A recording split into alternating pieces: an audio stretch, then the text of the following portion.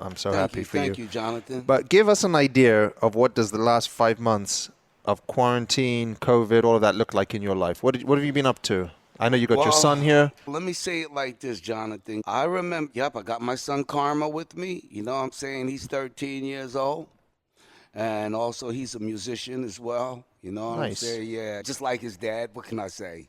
Like father, like son. Hey, this quarantine thing, man, Jonathan, I just want to say, first of all, I remember right before COVID really hit United States real hard and everything, I had got real sick, right? I got real sick, Jonathan, and I was getting these hot and cold flashes. When I breathe in, I felt liquid on my lungs and stuff, you know what I'm saying? And I didn't have an appetite. And this went on for about a good maybe week and a half, like a good maybe nine days that I was sick as a dog. So one of my friends put a Benadryl on my seat, on my car seat, and left a note and said, "Here, Flav, take this." So when I took that Benadryl, I started feeling a lot better. And I felt like a lot of the liquid was lifting off of my lungs and everything. So I went and bought me a box of Benadryls. and it helped me get well. Now, I ain't going to lie. I got a feeling, a real strong feeling that I had COVID-19 and didn't even know it and beat it. You know what I'm saying? Thank goodness. Then, right after that, then I remember watching the news, and I seen on the corner of the map, Seattle, Washington, COVID-19 entered the United States through Seattle, Washington, and they only had a few cases there at the time, right? Within 14 days, folks, whole United States is infected. And shut down. Within 14 days, like crazy. So I'm like, wow. And then people start dying like crazy. Big numbers, real big numbers and stuff, you know? So now with this quarantine thing, I did quarantine myself real good in the house for about a good week and a half to 2 weeks. Wow. I can't stay in the house. I'm sorry. I just can't do it. What I'm saying, it's like you can't keep a fish out of the water. You can't, you know what I'm saying? I'm just like a fish in the water, man. You can't keep me out the water. I need water to live. You know what I'm saying? So what'd you do? So I came out, and this is when the strip first shut down. I never took gymnastics, but I was flipping. When I came down here, I got videos of it and everything. The streets was just quiet. Everything was just silent. Karma, man, go ahead. Eat some pizza, son. I want you to try the pizza on the podcast so you can tell everyone, because you're the taste man. But we'll get to that later on. Yeah, I'll eat wow, a pizza we got a lot of pepperoni going on right there. Yeah, can we get a plate going or something? Can we get a little plate for this guy? Absolutely. Yeah, don't mind us on this podcast because I know y'all might be a little hungry. Don't be jealous because we got pizza here. We can't pass some through the podcast. Otherwise, nothing but Papa Pizza. Otherwise, we would feed all of our listeners right now. Flav's favorite pizza. Yes, that's my favorite pizza. Pop it up. So anyway, I took videos and I took pictures of the strip empty for the first time ever. Unbelievable. Yeah. Sad. Sad to see. So what it really was for me, Jonathan, it was scary, and I did quarantine myself somewhat, but yet I wasn't really fully quarantined. Got it. Because I still had to be in the studio working on records and stuff. Me and my partner, Chuck D, we're going to release. Right now, we just released the Public Enemy album. Is this a new one? Yes, this is a new one.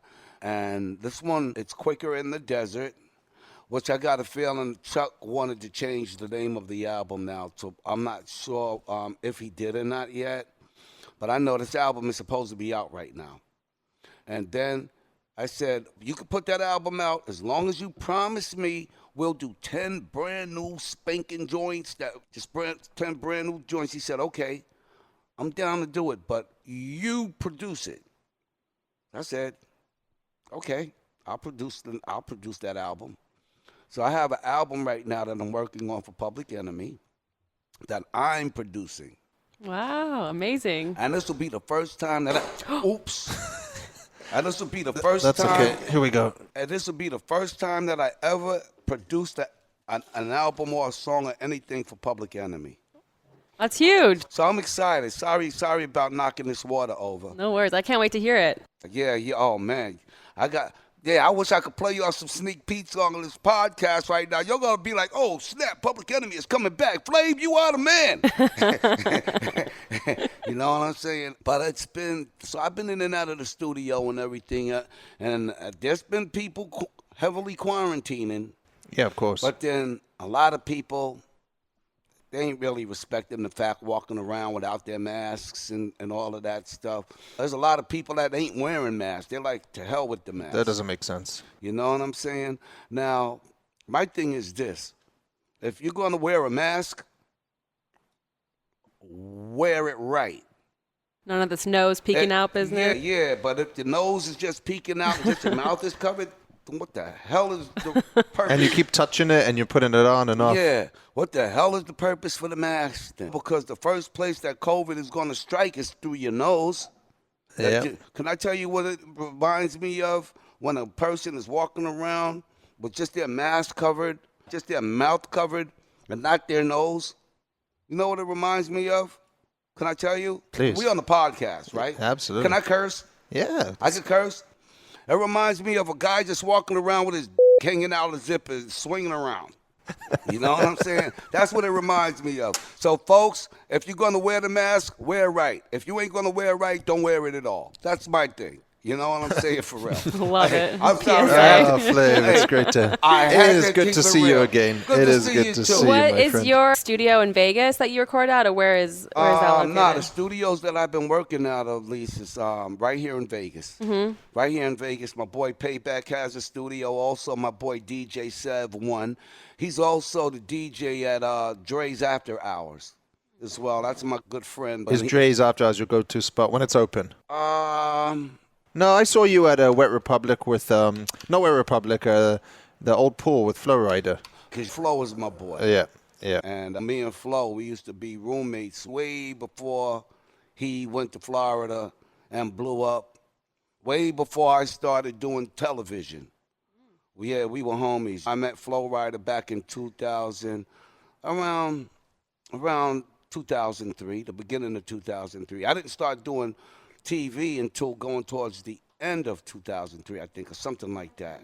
But there's a group called Jodeci. I know you guys heard of Jodeci. Y'all had to hear. Absolutely. Okay, Devontae Swing, he's the one that does all of the music for Jodeci. And he had a studio. And he has a studio in L.A., in Van Nuys.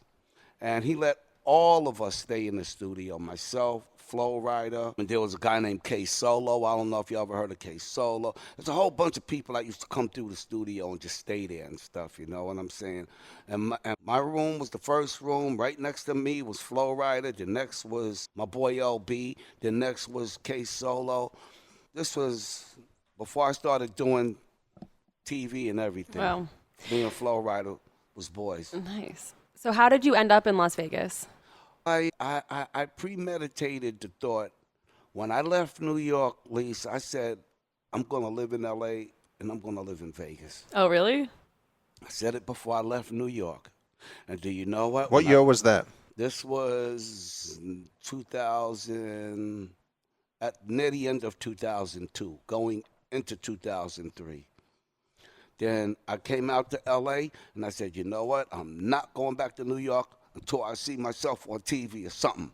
You know what I'm saying? In the whole nine. Next thing, moved out to L.A.,